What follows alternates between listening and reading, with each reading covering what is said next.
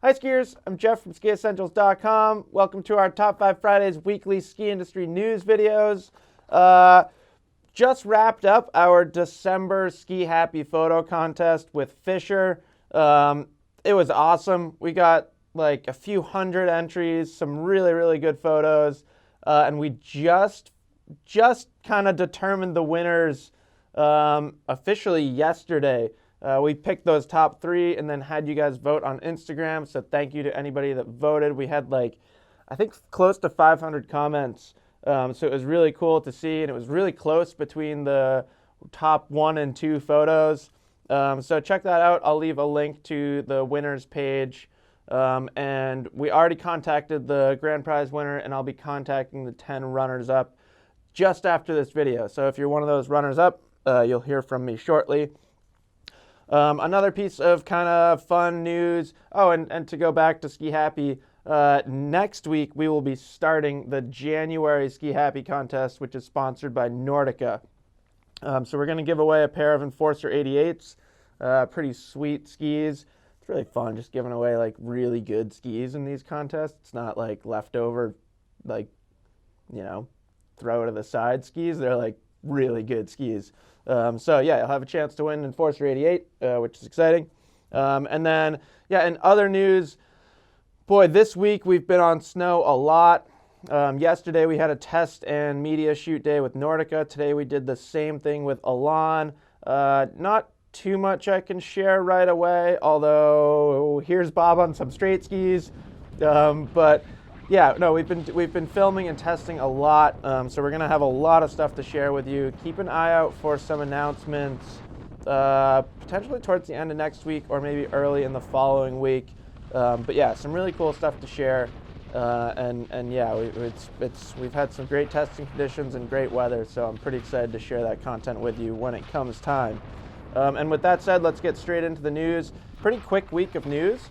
We're going to start with our FIS World Cup ski racing updates, as we often do.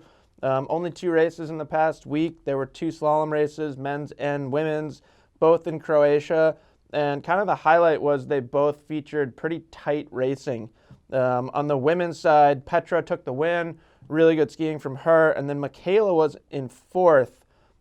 Just 27/100th of a second back from 1st. So, the top 4 ski racers were within a quarter of a second of each other, more or less, which is pretty darn cool.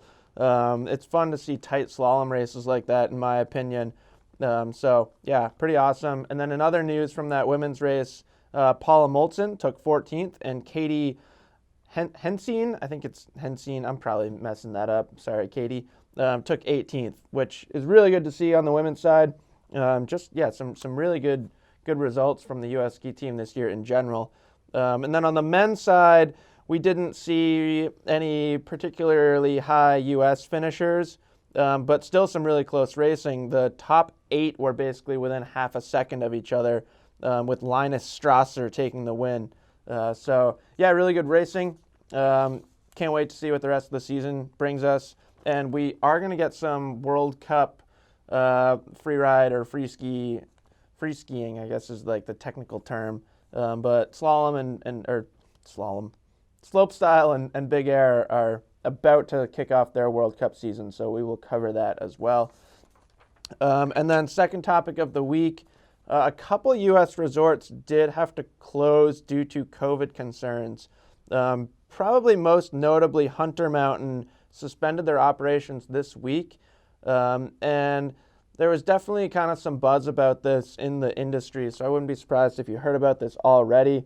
The information coming out was not super clear right away. It was obvious that it had something to do with their patrol staff, and what we are hearing is that 2 patrollers tested positive, and then because a lot of the other patrollers were in close contact with those patrollers, they all had to quarantine.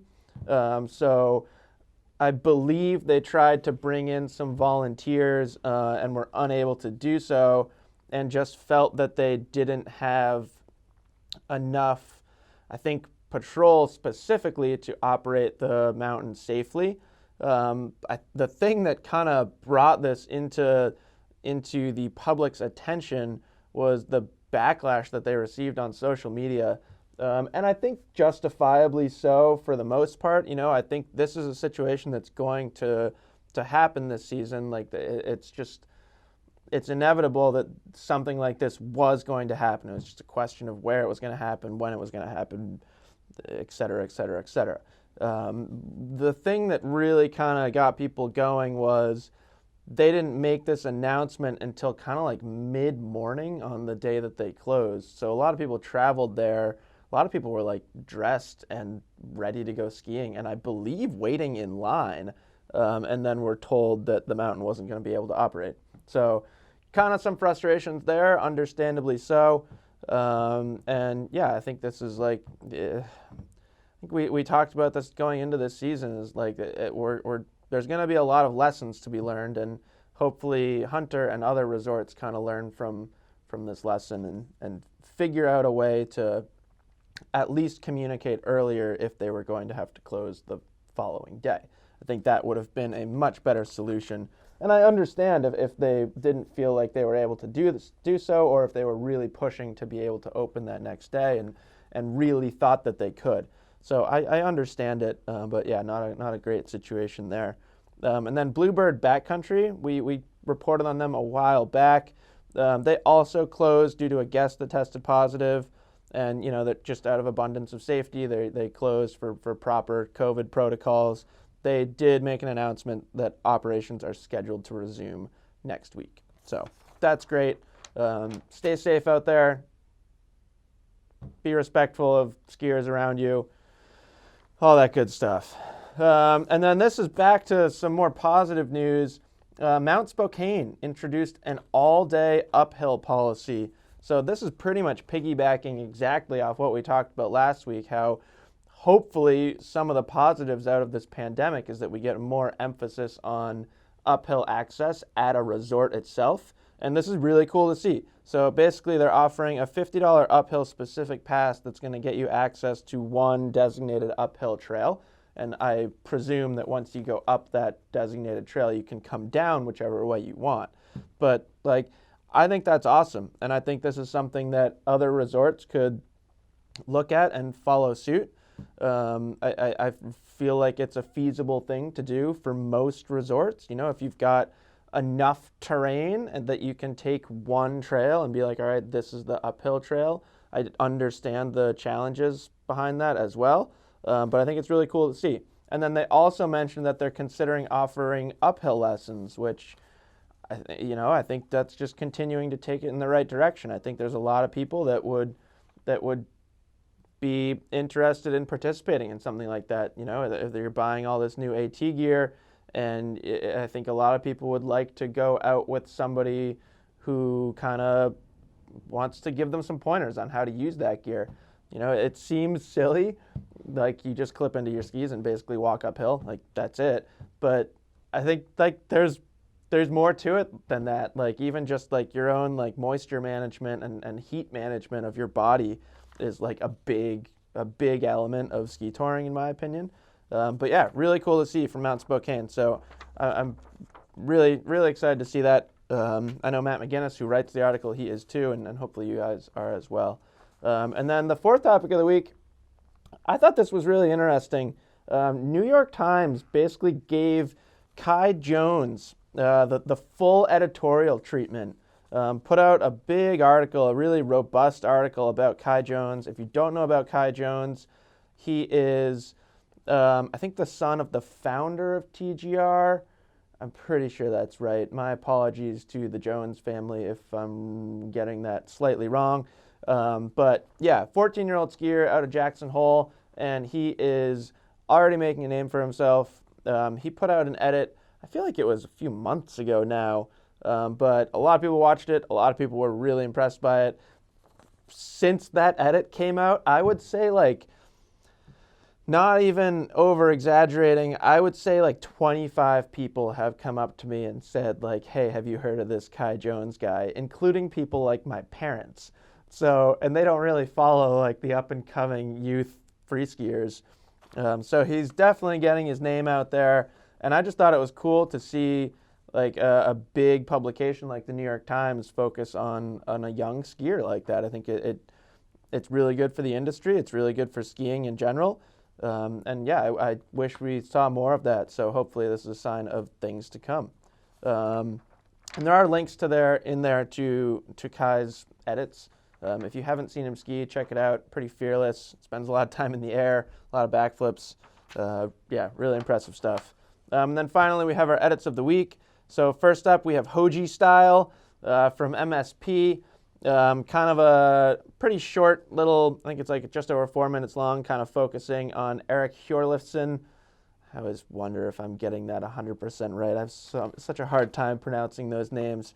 But he's an unbelievable skier, always been somebody that I personally look up to.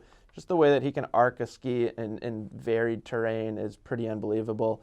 And then we have a street edit, a 2020 street edit from, I assume, Jakob, not Jacob, but again, I could be wrong. Jakob Bellinger, pretty impressive stuff. If you like kind of urban street style skiing, check that out. And then we get a 2020 park edit from Nico Porteous. Again, like these last names just kill me. I need to do more research into how to pronounce foreign last names.